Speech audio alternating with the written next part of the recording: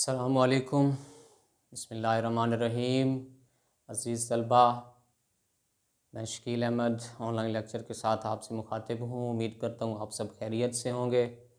अज़ीज़ तलबा, हम पढ़ रहे थे साल दवम के 12वें सबक मौलवी नज़ीर अहमद देहलवी को, जो कि शाहिद अहमद देहलवी के दादा अब्बा जी थे।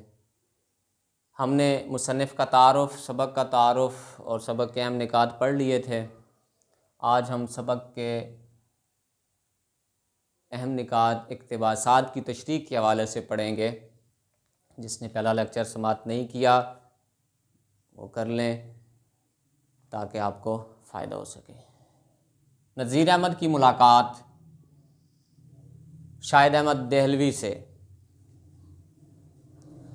आखिरी मुलाकात शाहिद अहमद देहलवी कहते हैं ये हुई जब नज़ीर अहमद देहलवी दिल्ली में मोहल्ला खारी बावली में रहते थे और शाहिद अहमद देहलवी अपने वालिद मोहतरम के यहाँ हैदराबाद दक्कन में रहते थे। और एक दफ़ा हैदराबाद दक्कन से दिल्ली आए जब आपकी उम्र 5 साल थी शाहिद अहमद देहलवी की। और आपके वालिद बशीरुद्दीन अहमद इकलौते बेटे थे डिप्टी नज़ीर अहमद के, और शाहिद अहमद देहलवी मियाँ बशीरुद्दीन के बेटे हैं। तो इस तरह शाहिद अहमद देहलवी जो है वो पोते ठहरे डिप्टी नज़ीर अहमद के। मंजरकशी क्या हुई है जब वो मुलाकात के लिए आए हैं, मैं ज़रा आपको थोड़ा सा इक़्तिबास पढ़ के सुना दूँ। पिछले दालान के दरों में कवाड़ की चूड़ियाँ चढ़ी हुई थीं जिनके ऊपर रंग बरंग शीशों के बस्ते बने हुए थे। ये 3 दरवाज़े थे जिनमें 2 खुले थे और एक दाईं जाने वाला बंद था। अब शाहिद अहमद देहलवी लिखते हैं कि जब हम घर में दाखिल हुए तो क्या देखते हैं कि एक सफ़ेद दाढ़ी वाले बाबा जी कंटोप पहना हुआ है और सामने बेड पे चारपाई पे बैठे हैं। तो वालिद मोहतरम हमारे मियाँ बशीरुद्दीन साहब जब घर में दाखिल होते हैं तो फ़ौरन भाग पड़ते हैं, लपक पड़ते हैं बुज़ुर्ग की तरफ और जाके उनको जो है वो सीने से लगाते हैं, उनके पाँव छूते हैं और काफ़ी देर रोते हैं। और जब दिल का गुबार निकल आता है तो फिर उसके बाद हमें इशारा करते हैं कि बेटा आओ दादा अब्बा जी को सलाम करो। तो हम ताज़ीमन दादा अब्बा जी के पास जाते हैं, सलाम करते हैं और एक एक अशरफ़ी जो है वो दादा अब्बा जी ने हमें दी और हम फिर खेलने के लिए निकल पड़े। ये कहते हैं कि ये मेरा पहली और आखिरी मुलाकात थी उनके साथ मेरी। आगे दूसरी बात ज़माना साजी के हवाले से है कि नज़ीर अहमद ज़माना साज नहीं थे। ज़माना साज से मुराद है जैसा ज़माना चाह रहा हो वैसा ही हो जाना। ज़माना झूठ बोलता है आप भी झूठ बोलने लग जाओ, नहीं। ज़माना रिश्वत देता है आप भी लेने लग जाओ, नहीं। जो ज़माना कर रहा बुरा काम वो नहीं किया आपने। बड़े रास्तबाज थे, सच कभी झूठ नहीं बोला, सच्चे इंसान थे। गयूर जंग का खिताब हैदराबाद दक्कन की रियासत ने आपको गयूर जंग का खिताब देना चाहा, लेकिन आपने खिताब लेने से इनकार कर दिया। अब यहाँ पे इनकी खुददारी का पहलू है जो कि मैं बाद में इधर आके भी डिस्कस करता हूँ, इस पॉइंट को इधर भी लूँगा। तो आपने वो खिताब लेने से इनकार कर दिया। नवाब सरफराज अली का रूहानी वाक़या एक जो है वो सामने आता है। मैं ज़रा इक़्तिबास आपको थोड़ा सा वो पढ़ाऊँ। नवाब इफ्तिखार अली ख़ान वाली रियासत जावरा के भाई नवाब सरफराज अली ख़ान मरहूम बहुत बीमार थे। अब बीमार थे ये साहब और काफ़ी तबीब आए, उन्होंने बड़ा इलाज करने की कोशिश की लेकिन बेसूद रहा। नवाब सरफराज अली ख़ान कहते हैं कि एक दिन मुझे ख्वाब में डिप्टी नज़ीर अहमद मिले और मुझे कहते हैं कि आप हमारे उस कुरान मजीद का जो हमने तर्जुमा किया है उसको आप छपवा दें तो आप ठीक हो जाएंगे। तो सुबह होते ही इन्होंने सब अपने अजीज़ व अकारिब से, दोस्तों से भी बात की और फ़ौरन जो उसको छपवाने का जो वो इंतज़ामात करवाना शुरू कर दिए। और जावरा से ही फिर वो पहली दफ़ा डिप्टी नज़ीर अहमद का तर्जुमतुल कुरान जो है वो छप के मंजर आम पे आया। और जो ही उसकी किताबत ख़त्म हुई, मुकम्मल छप चुका, तो कहते हैं कि सरफराज नवाब सरफराज अली ख़ान साहब जो थे वो मुकम्मल तौर पर सेहतयाब हो चुके थे। आगे बचपन की मुश्किलात का जिक्र करते हैं। मौलवी अहमद हसन जो कि आपके रिश्तेदार और ख्वेश हैं, उनके हवाले से वो एक दफ़ा आपकी मुलाकात को आए और आपके पास बैठे थे, तो उन्होंने कोनियों का मैल जो है वो उतारने की जो है कहा। तो आपने कहा कि जी ये कोनियों का मैल जो है ना बजनूर से लगा हुआ है, पंजाबी कटड़े की मस्जिद में जब हम छोटे होते थे पढ़ते थे उस वक्त का है। रात रात भर जो है वो हम जागते थे और मेहनत करते थे, उस वजह से ये बना हुआ है, उतार सकते हो तो उतार लो।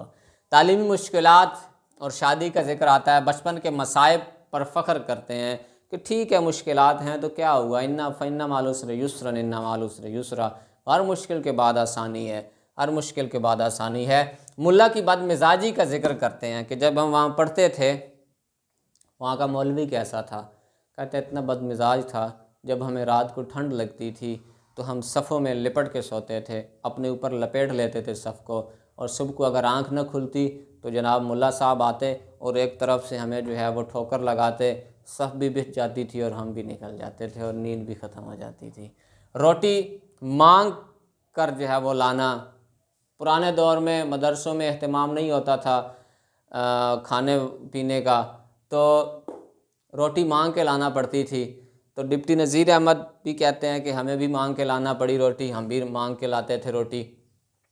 मौलवी अब्दुल कादिर की बेटी से शादी, मौलवी अब्दुल कादिर भी उस मोहल्ले के रिहायशी थे, तो आपको डिप्टी नज़ीर अहमद को उनके घर के काम करना पड़ते थे और काम की नौयत मुख्तलिफ होती थी। कभी गरम मसाला पिसवा दिया, कभी कहीं से कुछ लाने को कह दिया। ख़ास कर मौलवी अब्दुल कादिर की बेटी आपको बहुत तंग किया करती थी, आप उससे बहुत ज़िच होते थे। लेकिन हालात की सितम ज़रीफ़ी देखें कि वही लड़की जो आपके लिए दर्द सर थी बाद में आपकी बीवी बनी और मौलवी अब्दुल कादिर आपके ससुर ठहरे। खुददारी और गैरत का जो पहलू मैंने ऊपर जिक्र किया कि उन्होंने गयूर जंग का खिताब हैदराबाद दक्कन रियासत ने देना चाहा तो आपने इनकार कर दिया, वही बात इधर भी है कि डिप्टी नज़ीर अहमद बड़े खुददार और गैरत वाले शख्स थे। आपके ससुराल के लोग बड़े अमीर थे, लेकिन आप जब 15 रुपये के माहवार मुलाजिम हुए तो आपने उन्हीं 15 रुपये में गुजारा किया, ससुराल से कभी कुछ ना मांगा, तंगदस्ती में ज़िंदगी गुजार ली, ससुराल वालों के आगे हाथ नहीं फैलाया। दिल्ली कॉलेज की बात होती है, दिल्ली कॉलेज से जब आप फारिग तहसील हुए, मुलाजमत ना मिली, तो आप एक रोज़ दिल्ली कॉलेज के प्रिंसिपल से मिले और उन्हें कहा कि जनाब अगर मुझे मुलाजमत ना मिली तो मैंने उपलों की गोबर की जो है ना एक दुकान खोल लेनी है, एक टाल बना लूँगा गोबर का, और उधर जाके आपकी ये जो दिल्ली कॉलेज की सनद है ना वो भी उधर जो है वो लटका दूँगा और लोगों को बताऊँगा कि दिल्ली कॉलेज से जो भी लोग फारिग होते हैं तालीम मुकम्मल करने के बाद उन्हें कुछ मुलाजमत वगैरह नहीं मिलती। मगर ऐसा करने की नौबत ना आई, मुलाजमत आपको मिल गई। मौलवी इनायतुल्लाह मरहूम की रवायत, सर सैयद के साथ एक दफ़ा लाहौर सफ़र कर रहे थे, तो ये अब बात मुसन्निफ़ को मौलवी इनायतुल्लाह बता रहे हैं कि सर सैयद के साथ एक दफ़ा आप सफ़र कर रहे थे, तो सर सैयद की इनकिसारी देखें कि सर सैयद आपसे मौलवी नज़ीर अहमद से कहने लगे कि जनाब मैं आपके आगे या आपके लिए जो है ना जो आपका मर्तबा है, मेरा तो कुछ भी नहीं है मकाम कि मैं आपके तस्मे बांधूं, मैं तो इस काबिल भी नहीं हूँ, मैं तो आपके जूतों के तस्मे बांध लूँ, मैं तो इस काबिल भी नहीं हूँ। तो डिप्टी नज़ीर अहमद उठे और ताज़ीमन जो है वो फिर जो है वो रस्मन ताज़ीम बजा लाए, और ये मौलवी इनायतुल्लाह ने जो है वो रकम किया है कि जी डिप्टी नज़ीर अहमद और सर सैयद के ऐसे ताल्लुकात थे। सर सैयद का मकाम आपको पता है बहुत आला मकाम है, अंग्रेज़ों से भी उनके रवाबित बड़े अच्छे रहे और हिंदुस्तान के मुसलमानों के लिए भी उन्होंने बहुत कुछ काम किया। मौलवी नज़ीर अहमद से इनकी ताल्लुक़ बड़े अच्छे थे, ऊपर मैंने जिक्र भी किया आपको। एक हिंदू महासिब का गबन करना, अकाउंटेंट थे एक हिंदू इनके सर सैयद अहमद ख़ान के, उन्होंने बड़ा इनके यहाँ जो है वो गबन किया, वो पैसे खा गया, लेके भाग गया। तो डिप्टी नज़ीर अहमद ने क्या किया कि माली मदद की पेशकश की कि कोई मसला नहीं, आप परेशान ना हो, आपको जितने पैसे चाहिए होंगे मैं हाज़िर करूँगा, और भी चाहिए हुए तो मुझे बताइएगा। अलीगढ़ के लिए चंदे की मुहिम भी चलाई, अलीगढ़ कॉलेज के लिए चंदा मांगा। नज़ीर अहमद की क़ुव्वत तकरीर बड़ी थी, सामीन पर जादू जो है वो तारी कर देते थे, वही चंदे के हवाले से ज़्यादातर होता था ऐसे। तो नज़ीर अहमद की अरबी में बड़ी महारत थी। आपको फ़रतुल्लाह बेग, मिर्ज़ा फ़रतुल्लाह बेग जो नाम के कोर्स में भी हैं, उनका सबक उनके हवाले से भी है। वो भी बताते हैं कि आप अरबी के बड़े माहिर माने जाते थे दिल्ली में। लोगों ने मुतालबा किया कि जनाब हदीस का तर्जुमा और कुरान का तर्जुमा करें, तो ये लोगों के बहुत ज़्यादा इसरार पे आपने कुरान का और हदीस का तर्जुमा किया।